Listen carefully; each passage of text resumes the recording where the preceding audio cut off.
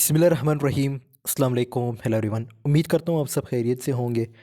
आज जो हमारा टॉपिक है that is novel Notes from Underground by Fyodor डॉस्टोयेव्स्की।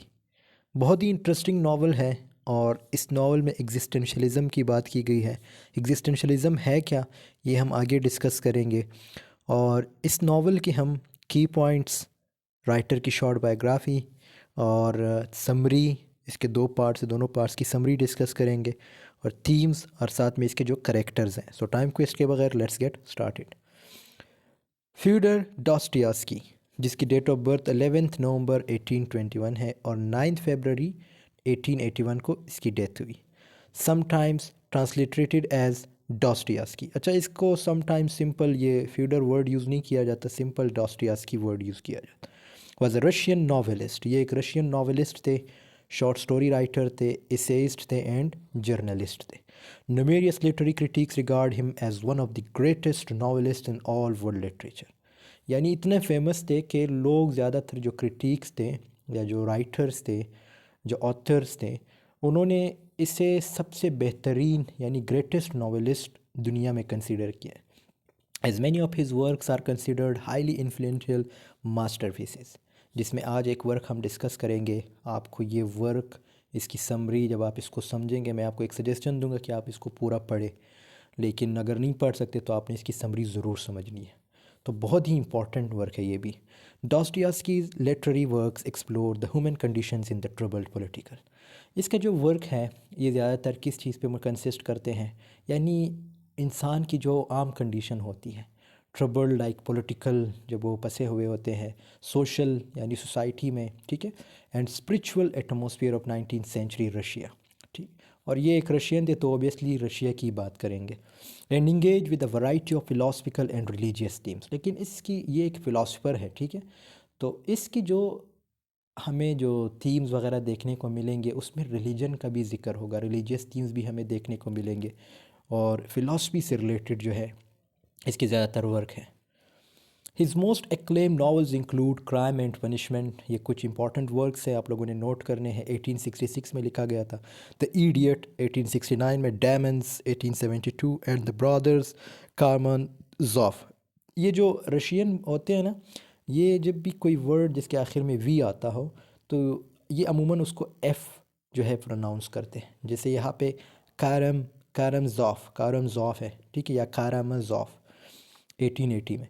His 1864 novella notes from underground, ये जो हम आज डिस्कस कर रहे हैं नोवेला हैं, ठीक है, notes from underground is consider to be one of the his best works of existentialist literature. अब यहाँ पे एक वर्ड यूज़ हुआ है एग्जिस्टेंशलिस्ट, इस वर्ड को समझते हैं।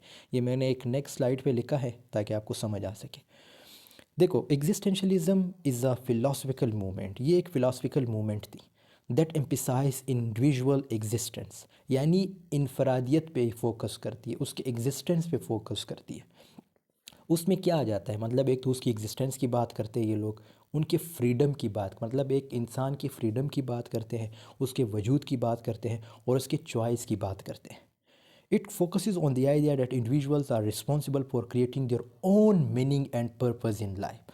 इनका ये मानना है कि भाई इंडिविजुअल ही वो जो है क्या है, रिस्पॉन्सिबल है अपने लाइफ को मीनिंग देने और अपनी लाइफ को पर्पसफुल बनाने के लिए, rather than relying on external sources such as religion और सोसाइटल नॉर्म्स। तो ये एक किस्म का, देखो ये अगर हम इसको थोड़ा क्रिटिकल वे में देखें तो ये बिल्कुल ऐसा है कि आपको ये कहता है कि भाई कोई मज़हब कुछ है ही नहीं, ठीक है, बस आप दुनिया में आए, आपकी अपनी फ्रीडम है, आपकी अपनी चॉइस है, आपकी एग्जिस्टेंस है, ठीक है, आप जो है अपनी लाइफ को ख़ुद मीनिंग देंगे, अपनी लाइफ को ख़ुद पर्पसफुल बनाएंगे, तो ये कहता है। लेकिन अगर हम इसके पर्सपेक्टिव में देखें, इसके अगर बरअक्स देखें, इस्लाम हमें क्या कहता है कि भाई तुम दुनिया में आए हो, ठीक है, तुमने इबादत भी करनी है, कमाना भी है और अपना आखिरत भी संवारना है, ठीक है। तो ये इस्लाम के पर्सपेक्टिव से हम देख रहे हैं। लेकिन ये एक फ़िलासफ़िकल टर्म है, तो फ़िलासफ़ी तो आपको पता है, कुछ ऐसे लोग मैंने देखे जो फ़िलासफ़ी पढ़ पढ़ के वो इवन इस्लाम, यानी जो, सॉरी, इस्लाम तो नहीं, मतलब कोई भी मज़हब हो उससे ख़ारिज हो जाते हैं, ठीक है। फ़िलासफ़ी या फ़िलासफ़ी, जो फ़िलासफ़ी होती है, ये पढ़ना कोई आसान काम नहीं है। मुझे एक दोस्त बता रहा था, पता नहीं सच है या झूठ है, कि मेरा एक टीचर था, उसका टीचर था, मेरा नहीं, मतलब मेरे दोस्त का टीचर था। वो कह रहा था कि मैंने 3 मंथ तक जब एक फ़िलासफ़िकल बुक्स पढ़ता रहा मुसलसल 3 मंथ तक, ना मैं नहाया हूँ, ना मैंने नमाज़ पढ़ी है। मतलब मुझे पता ही नहीं चलता था कि टाइम कैसे गुज़र रहा है। सो इट मीन्स वो फ़िलासफ़ी में इतना खो चुका था। और दूसरी बात यह है कि उसने आखिर में अपने आप को निकाला भी था, वो कह रहा था। मतलब निकालने से मुराद ये है कि उसने फिर इस्लामिक जो इस्लामिक, आपने अल्लामा इकबाल को पढ़ा होगा, उसकी भी कुछ चीज़ें हैं जो फ़िलासफ़ी से रिलेटेड होते हैं। तो फिर वो कह रहा था कि मैंने फिर वो चीज़ें जो इस्लाम से रिलेटेड है वो पढ़ना स्टार्ट की, फ़िलासफ़ी से रिलेटेड, जो इस्लाम से रिलेटेड। ठीक है, तो उसके बाद फिर मैं जो हूँ नॉर्मल लाइफ में आ गया। तो ये होता है, and it's a fact. Existentialist offer explore themes of ऑथेंसिटी। ठीक है, मतलब इनका क्या है, ये थीम्स इसके क्या हमें देखने को मिलते हैं, ऑथेंसिटी के, एंजाइटी के, and the absurdity of human existence. Prominent existentialist thinkers include Jean Paul Sartre, Soren Kierkegaard and Friedrich Nietzsche. ठीक है, तो ये कुछ इंपॉर्टेंट फ़िलासफ़र्स हैं, यानी एग्जिस्टेंशलिस्ट थिंकर्स हैं। सो दोस्तों, आई होप आपको यहाँ तक एग्जिस्टेंशलिज्म की समझ आ गई होगी। अब आते हैं इसके की पॉइंट्स की तरफ। देखो, वीडियो थोड़ी लंबी हो जाएगी, लेकिन आप लोगों ने प्लीज़ मुझे बर्दाश्त करना है कुछ टाइम के लिए। Narrator. The anonymous narrator of notes from underground is also the novels protagonist.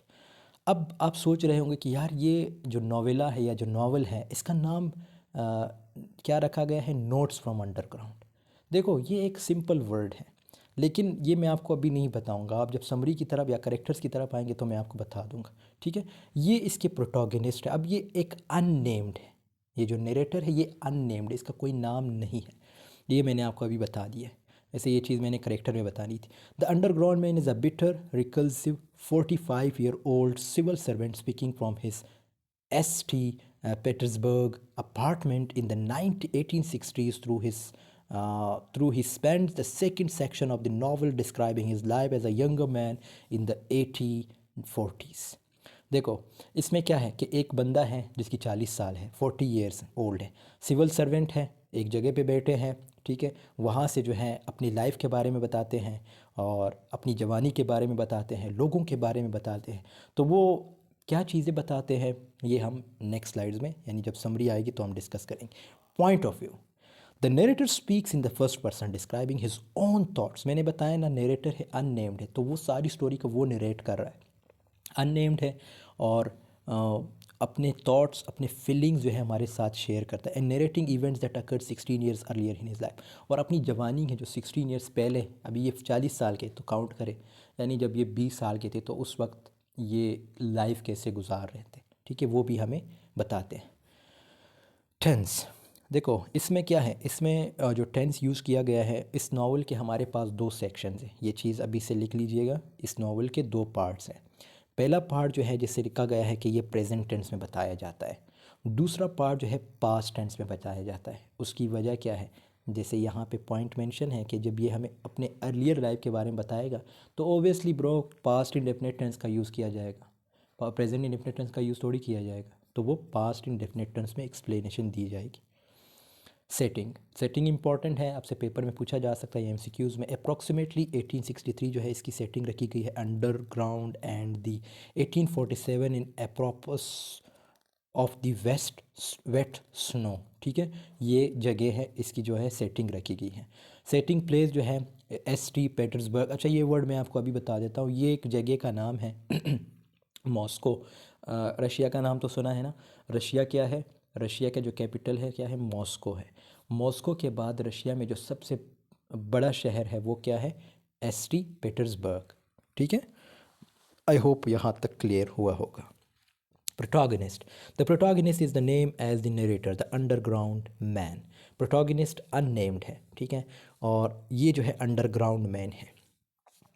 Full titles notes from underground, या इसका जो दूसरा नाम है वो रशियन है। ये आप लोग खुद, अगर आप रशियन जानते हैं तो आप इसको प्रोनाउंस कर लीजिएगा, क्योंकि ये जो वर्क है ये रशियन लिटरेचर से, या रशियन जो चीज़ें हैं, जो वर्क्स, लिटरेरी वर्क्स है, वहाँ से लिया गया है, फिर इसको जो है ट्रांसलेट किया गया है। यॉनरा सटायर है। ठीक है, सटायर किस तरह है ये आपको आगे पता चल जाएगा कि ये किस सेंस में सटायर है। सोशल क्रिटिक है, ये भी आपको आगे पता चल जाएगा।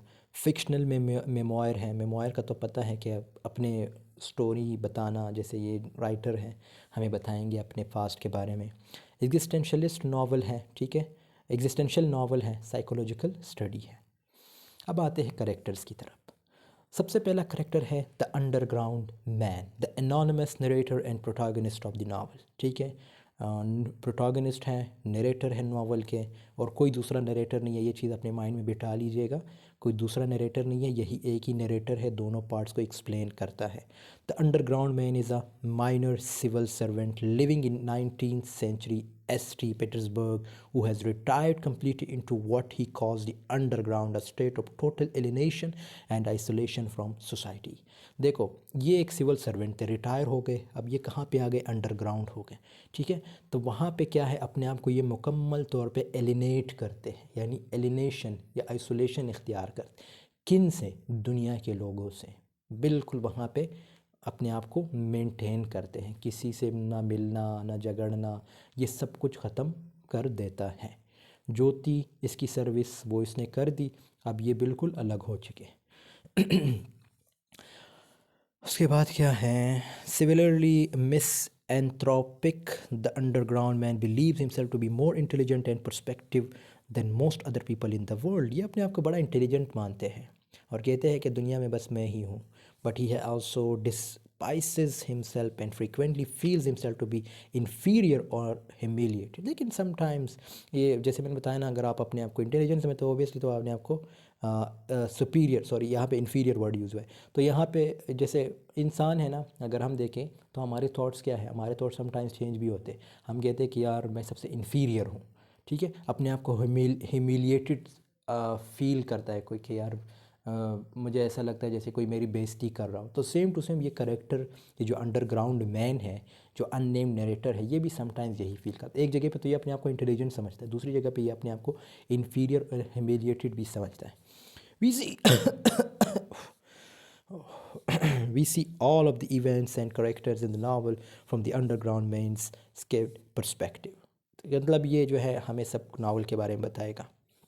लीज़ा, लीज़ा क्या है, एक यंग प्रोस्टिट्यूट वुमेन है, ठीक है, whom the underground man tries to rescue after sleeping with her at a brothel, ठीक है, इसके साथ सोने के बाद ये उसे बचाता है। Liza is somewhat shy and innocent despite her profession and she responds emotionally to the underground man's efforts to convince her to the error of her veg. अब ये जिस प्रोफेशन में है वहाँ पे शाइनेस क्या, मतलब शर्म क्या, लेकिन ये इसे लगता है, जो हमारे करेक्टर है अंडरग्राउंड मैन, उसको लगता है कि नहीं, लीज़ा जो है इनोसेंट है और शाय भी फील करती है, यानी शर्म महसूस करती है, ठीक है। Man's efforts to convince her to the error of her ways, she is naturally loving and sympathetic. लेकिन लीज़ा जो है नेचुरली लविंग है, सिंपैथेटिक है, but she also has a sense of pride and nobility. लेकिन अपनी खूबसूरती पे उसे फ़ख्र भी है, नाज है और शरीफ भी है। साइमन ऑफ, ठीक है, वी आया है आखिर में, तो आप इसको एफ़ की तरह प्रोनाउंस करें, ठीक है। Simon of, a former schoolmate of the underground man. अच्छा, ये कुछ माइनर करेक्टर्स हैं, बस सिंपल ये है कि ये इसका स्कूलमेट होता है, ठीक है, किसके, अंडरग्राउंड मैन के। Currently maintains a relationship the underground man see Simon as an honest independent man. तो वो जो इसको जिस नज़र से देखता है वो कहता है कि भाई ये तो एक ऑनेस्ट मैन है, इंडिपेंडेंट मैन है, who is less narrow minded than most people, जो कि लेस नैरो माइंडेड है दूसरे लोगों से। Nonetheless, the underground man also suspects that Simon despises him and finds his friendship burdensome। लेकिन हमारे जो करेक्टर है, नरेटर है, उसे लगता है कि भाई अब इससे भी दिल भर गया है, एक किस्म का बोझ बन चुके हैं मेरे पे, तो अब इसे जान छुड़ाना ज़रूरी है। ओके, आगे जो है fourth character, Zverkov, a friend of Simonov's and another former school mate of the underground man. तो ये भी इसका एक स्कूल मेट है, लेकिन इसके फ्रेंड भी है, ये जो दूसरा करेक्टर, ये जो साइमनॉफ, ठीक है, इसके दोस्त भी हैं। Zverkov is a successful officer in the army. लेकिन ये आर्मी में एक ऑफिसर के तौर पे थे, and well like by his friends. लेकिन इसके दोस्त इसे बहुत ज़्यादा लाइक करते हैं। The underground man hated Zverkov during their school days. लेकिन हमारे जो करेक्टर है वो हमेशा इसे नफ़रत करते थे स्कूल डेज़ में, considering him to be coarse boastful and stupid, और उसे हमेशा बेवकूफ़ समझते थे, ठीक है। He is also jealous of Zverkov's wealth, लेकिन वो इससे जेलस भी है, जैसे उसके वेल्थ से, कॉन्फिडेंस से और पॉपुलैरिटी से। ओके, अगला करेक्टर है Ferfichkin, another of the underground man's former schoolmates. ये भी इसका स्कूलमेट है, तो ये इसकी थोड़ी बहुत डिस्क्रिप्शन है, आप लोग पढ़ लीजिएगा। अगला करेक्टर है ट्रोडलो बॉफ, अनदर फॉर्मर स्कूलमेट। ये भी इसका स्कूलमेट है, इंपॉर्टेंट करेक्टर है, पढ़ लीजिएगा। इजी लैंग्वेज लिखी गई है, आई थिंक मुझे एक्सप्लेन करने की ज़रूरत नहीं है, वरना वीडियो और लंबी हो जाएगी। Apollon, the underground man's elderly servant. ये इसका सर्वेंट है, सिंपल। ये इसकी थोड़ी बहुत डिस्क्रिप्शन है, आप लोग इसको जो है देख लीजिएगा, ठीक है। इजी है, कोई वर्ड समझना है तो आप नीचे कमेंट सेक्शन में पूछ सकते हैं। और प्लीज़ वीडियो को लाइक कीजिएगा, और इसके साथ साथ कमेंट में ज़रूर बता दीजिएगा कि वीडियो कैसी लगती है आप लोग। बिलीव भी बड़ा टाइम लगता है इन चीज़ों को बनाने में, लाइक स्लाइड्स और रिकॉर्ड करने में। Anton, Anton Setochkin, the head of the underground man's department in the ministry. ये अंडरग्राउंड मैन के डिपार्टमेंट के मतलब जो ministry, department in the ministry मतलब उसके हेड थे। Anton is the closest thing to a friend that the underground man has. तो underground जो ये यानी ये जो बंदा था एंथन, ये अंडरग्राउंड के बिल्कुल करीब था। The underground man occasionally borrows money from Anton, तो हमेशा इससे पैसे उधार लेता था। And visits his home on Tuesday when he has an urge to be social. तो समटाइम्स, जैसे मैंने बताया ना, ये अपने आप को एलिनेटेड रखता है, लेकिन जब इसका दिल करे कि मुझे अब सोशल बनना चाहिए तो इसके पास जाता है गपशप लगाने के लिए। कहते हैं ना कि समटाइम जब हम थक जाते हैं अलोन रह रह के, तो हमें लगता है कि यार अब किसी के साथ बात करनी चाहिए। तो सेम टू सेम हमारा जो करेक्टर है अंडरग्राउंड मैन, वो भी यही करता है। The officer, a military officer who treats the underground man dismissively in a turn overnight, thereby making himself the object of the important character नहीं है, ये भी एक मिलिट्री ऑफिसर है। इसको मिसबिहेव वे में जो है लाइक ट्रीट करता है, ठीक है, किसको, अंडरग्राउंड मैन को। बाकी ये इसकी थोड़ी बहुत एक्सप्लेनेशन है, पढ़ लीजिएगा। अब आते हैं, जो हमारा मेन पर्पज़ है वो है समरी। करेक्टर्स भी इंपॉर्टेंट हैं, करेक्टर्स के बगैर भी समरी की समझ नहीं आनी है। समरी क्या है? Notes from underground, also translated as notes from the underground और लेटर्स फ्रॉम द अंडरग्राउंड। इसके डिफरेंट नाम हैं, देखो इंग्लिश में कितने नाम इसके आ गए। Letters from the underground, notes from the underground या नोट्स फ्रॉम अंडरग्राउंड, 3 नाम आ गए। He's a widely is a novella by Fyodor Dostoevsky, first published in journal Epoch in 1864। तो ये एक रिसाले का नाम है, ठीक है, 1864 में पब्लिश हुआ। It is a first person narrative in the form of a confession. Confession word नीचे है, मैंने लिखा है कि इसका मतलब क्या है। The work was originally announced by Dostoevsky in Epoch under the title a confession, ठीक है। कन्फेशन क्या है? A confession is a statement made by a person और by a group of people acknowledging some personal fact the person और the group would ostensibly prefer to keep hidden.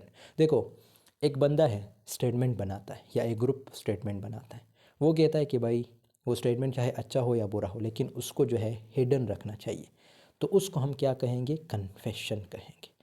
The term presumes that the speaker is providing information that he believes the other party is not already aware of and is frequently associated with an admission of moral और legal wrong. तो इसमें ये actually में यहाँ से लेके यहाँ तक इसकी डेफिनेशन है। तो इसमें आगे में इस पैराग्राफ में ये बताया गया है कि जिसके पास ये इन्फॉर्मेशन जाती है वो उस पर बिलीव करता है, यानी जिस बंदे ने वो क्या कहते हैं यार, जिसने स्टेटमेंट बनाई हो या सेंटेंस क्रिएट किया हो, ठीक है, तो वो बिलीव करता है कि मेरी जो इन्फॉर्मेशन है उसको हिडन रखा जाएगा, तो उसको हम क्या कहेंगे? Confession. The novella presents itself as an excerpt from the memoirs of a bitter isolated unnamed narrator. तो ये एक किस्म का नोवेला भी है, ठीक है, जिसमें हमारे सामने एक ऐसा नरेटर आता है जो कि बिटर है, ठीक है, आइसोलेटेड है और अननेम्ड नरेटर है। Generally refer to by critics as the underground man, लेकिन इसका जो नाम है वो क्या है? अंडरग्राउंड मैन है, हमने करेक्टर में पढ़ लिया था। Who is a retired civil servant living in S T Petersburg. Petersburg का मैंने बताया ना, जो कि एक सिविल सर्वेंट है, और पीटर्सबर्ग का मैंने बताया था कि ये मॉस्को के बाद रशिया में सबसे दूसरे नंबर पे सबसे बड़ा शहर है। Although the first part of the novella has the form of a monologue, यानी इसका जो फर्स्ट पार्ट है वो मोनोलॉग में है। मोनोलॉग से मुराद मतलब एक ही बंदा बोल रहा होता है, ठीक है। The narrator's form of address to his reader is actually dialogised, ठीक है। अब आते हैं इसके पार्ट 1 की समरी की तरफ, फिर उसके बाद पार्ट 2, तो इसके बाद फिर वीडियो की एंडिंग करते हैं। The novel opens with the underground man, a bitter and isolated former civil servant addressing an imaginary audience. ठीक है, तो मोनोलॉग है। मोनोलॉग में क्या होता है, आपके सामने कोई हो या ना हो, बस आप अपने साथ बोल रहे होते हैं। तो यहाँ पे वो करेक्टर के बारे में बताया गया है जो कि एक बिटर है और आइसोलेटेड है और फॉर्मर सिविल सर्वेंट थे।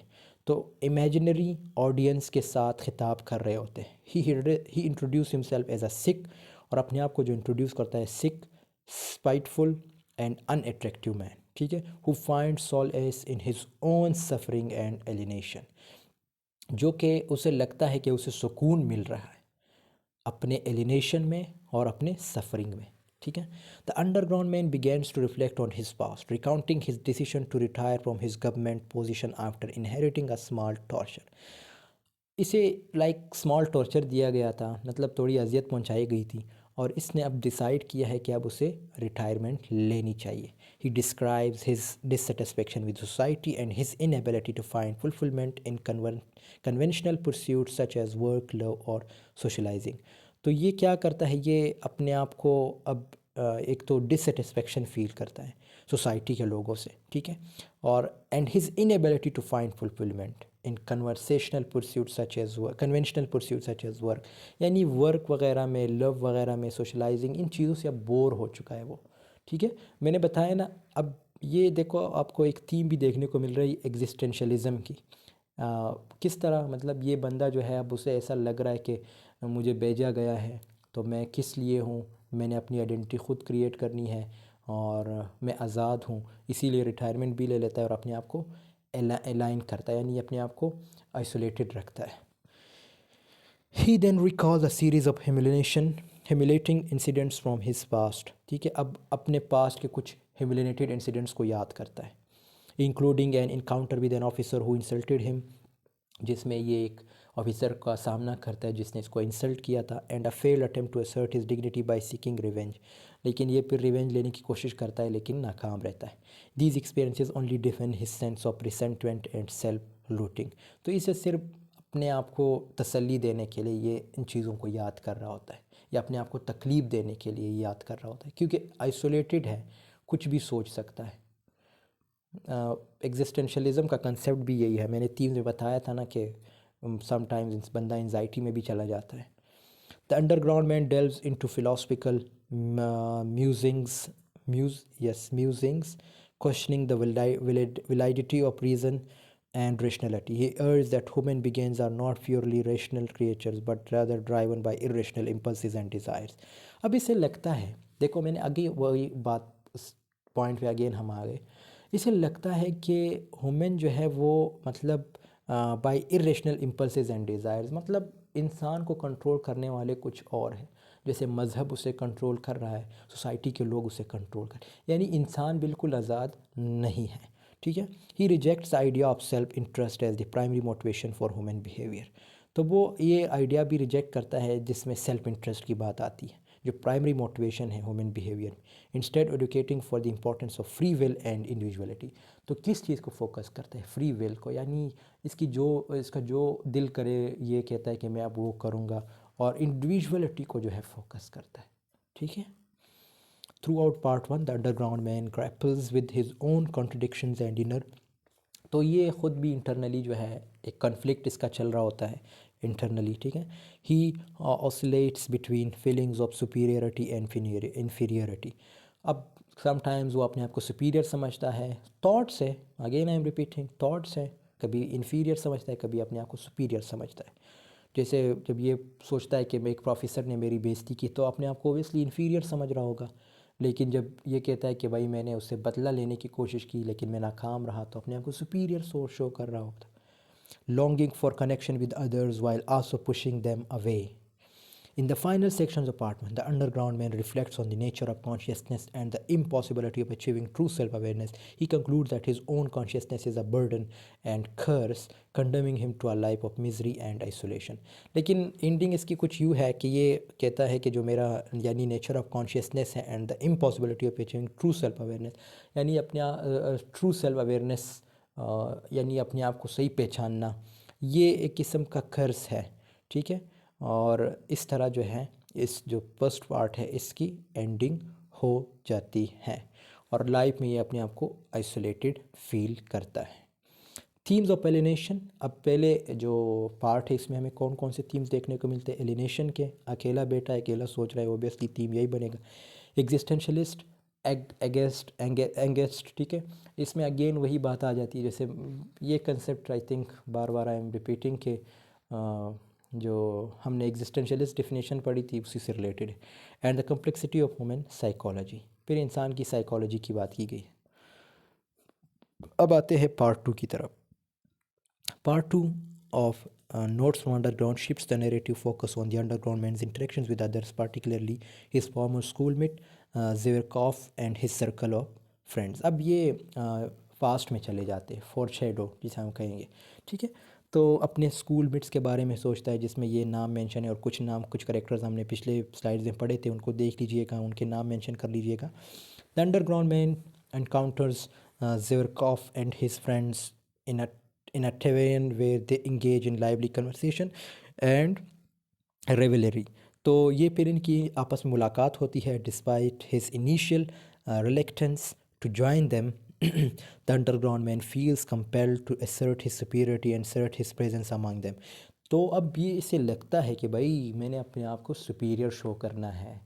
एक तो मुलाकात इनकी लाइक अगर देर से होती है या नहीं होती, लेकिन इसे लगता है कि अब मैंने अपने आप को इनके दरमियान अगर बैठना है तो अपने आप को सुपीरियर शो करना है, ठीक है। ये पास्ट की बातें है सारी, जब ये स्कूल लाइफ है, जब स्कूल लाइफ में होता है हम सब यही करते रहते हैं। At the Tavarian, the underground man becomes increasingly agitated and confrontational, challenging Zerkov and his friends on various topics. अब जब आप मिलते हैं तो ऑब्वियसली आप डिफरेंट टॉपिक्स पे बहस करते हैं, तो सेम टू सेम ये जो करेक्टर है ये भी बहस करता है अपने फ्रेंड से और वेरियस टॉपिक्स पे इनकी डिस्कशन होती है। He criticized their shallow intellect, materialism, and conformity to social norms, revealing his deep-seated resentments toward those who embody the ideals of success and social acceptance that he himself has rejected. अब ये उनकी चीज़ों को जो है like criticise करता है, जिसमें जैसे उनके इंटेलेक्ट को यानी उनकी जहानत, उनकी बातों को क्या करता है, क्रिटिसाइज़ करता है। मेटेरियलिज्म, यानी जैसे मेटेरियलिज्म क्या है, यानी आप अपने आप को जोड़ते हैं दुनिया की चीज़ों से। तो सेम टू सेम उसके तो दोस्त उनका कंसेप्ट तो एग्जिस्टेंशलिस्ट का था, मतलब उनके माइंड में तो ये चीज़ नहीं थी, ये अपने आप को एग्जिस्टेंशलिस्ट कंसिडर कर रहे। तो ये उन चीज़ों को जो है क्रिटिसाइज़ कर रहा है, उनके सोशल नॉर्म्स को क्रिटिसाइज़ कर रहा है इसी तरह, लेकिन ये इसकी अपनी एक लाइफ होती है। As the evening progressed, tensions escalate between the underground man and Zverkov's friends, culminating in a physical altercation. The underground man's attempts to assert his individuality and independence only serve to align him further from the group, reinforcing his sense of isolation and inadequacy. अब मैंने बताया ना कि जैसे ये character है underground man, इसको लगता है कि इतनी बहस मुबाइसे के बाद यानी जैसे मैंने बताया ना कि ये जब इसे थोड़ी सी लाइक जब इसे हर्ट करते हैं जहाँ पे ये काम कर रहे होते हैं, तो ये कहता है कि अब मैंने रिटायरमेंट लेनी। इसी तरह अब यहाँ पे जैसे बहस मुबाइसा चल रहा है तो इसे लगता है कि अब मुझे अपने आप को आइसोलेटेड रखना चाहिए, सिर्फ इन लोगों से नहीं। ये पास्ट की बात हो रही है, सेकंड पार्ट सारा जो है पास्ट से रिलेटेड है। तो ये कहता है कि अब मुझे इनसे अपने आप को अलग करना चाहिए, यानी सिर्फ इनसे नहीं बल्कि सोसाइटी से भी, जैसे isolation and inadequacy. After the altercation, the underground man reflects on the futility of his actions and the impossibility of bridging the gap between himself and others. He realizes that his attempts to assert his freedom and individuality have only resulted in further alienation and suffering. तो अब उसे realise होता है, कहता है कि यार मैं तो अलग हो गया हूँ, ठीक है, मतलब दुनिया से जो है अपने आप को आइसोलेटेड कर रहा हूँ, लेकिन इससे जो है सफ़रिंग भी होती है। सफ़रिंग से मुराद ये है, जैसे इसके अगर हम थीम देखें, ये जो एग्जिस्टेंशलिज्म के थीम्स देखें, उसमें मैंने एक वर्ड डिस्कस किया था, एंजाइटी, ठीक है। समटाइम्स आप एंजाइटी का शिकार भी होते हैं, समटाइम्स आप मतलब कुछ भी आपके साथ हो सकता है, ठीक है। साइकोलॉजी फिर हम इसमें इंक्लूड करेंगे, मतलब आपके दिमाग पे कुछ भी कोई लाइक असर पड़ सकता है। तो सेम टू सेम इसे भी अब यही लगता है कि मैं तो फ्रीडम मुझे तो मिल गई है, मतलब मैं आज़ाद हूँ, मैं जो कर रहा हूँ वो करना, जो करना चाहता हूँ वो कर सकता हूँ, लेकिन एक किस्म की सफरिंग भी है। Part two of notes from underground explore themes of social alienation. Social alienation के थीम है existential angst and the search for meaning in a world gone by social conventions and expectations. तो दोस्तों यहाँ पे हमारी यहाँ अच्छा एक ये भी है। Through the character of the underground man Dostoevsky examines the complexities of human relationships and the difficulty of finding genuine connection in society driven by superficiality and conformity। तो इस करेक्टर के थ्रू जो डॉस्टोयेव्स्की है वो हमें मतलब एग्जामिन करने की कोशिश कर रहे हैं, यानी जो कॉम्प्लेक्सिटीज़ है सोसाइटी में कि कोई ऐसा बंदा जेन्युइन है ही नहीं, फाइंड करने की कोशिश कर रहा है। The underground man's interactions with Zerkov and his friends serve as a microcosm of the broader existential dilemma faced by individuals who struggle to reconcile their inner desires with the demands of society। तो ये जब उससे मिलता है तो ये सिर्फ अपने कुछ इनर जो डिज़ायर्स होते हैं उनको, यानी उनसे बहस करने के लिए, उन डिज़ायर्स को, यानी जो हम कहते हैं ना जब समटाइम्स दिल में बातें होती है तो उसको ख़त्म करने के लिए, दिल हल्का करने के लिए हम किसी के साथ या किसी के पास जाते हैं। तो सेम टू सेम ये हमारे जो करेक्टर है वो भी यही डायलामा यानी एग्जिस्टेंशलिस्ट या एग्जिस्टेंशियल डायलामा जो है इसका यूज़ किया गया है। इनर डिज़ायर या रिकाउंसल, रिकाउंसल का मतलब है सुलह करना या मनाना अपने अपने इनर डिज़ायर, यानी जो चीज़ें हम कह सकते हैं या जो सोसाइटी है उसके चीज़ों को हमने मानना होता है, तो ये भी फिर इनर डिज़ायर्स में आ जाते हैं। मतलब इनर डिज़ायर्स हमें यही कहते हैं कि यार अगर हम ये काम नहीं करेंगे या सोसाइटी अगर ये कहती है अगर हम ये नहीं करेंगे तो हमारे साथ ये होगा। तो क्या है, सिर्फ उनको जो है मनाना होता है, उनको कन्विंस करना होता है। तो ये भी डॉस्टोयेव्स्की हमें बता रहा है। तो दोस्तों यहाँ पे वीडियो की एंडिंग होती है। आई होप आपको ये वीडियो पसंद आई होगी। I tried my best. कोई क्वेश्चन है कमेंट सेक्शन में पूछ सकते हैं, और वीडियो को ज़रूर लाइक कीजिएगा, कमेंट ज़रूर कीजिएगा अगर पसंद आई है, और कोई सजेशन देना चाहते हैं तो भी ज़रूर दीजिएगा। मिलते हैं आपसे नेक्स्ट वीडियो, तब तक के लिए अल्लाह हाफ़िज़, टेक केयर ऑफ़ योरसेल्फ।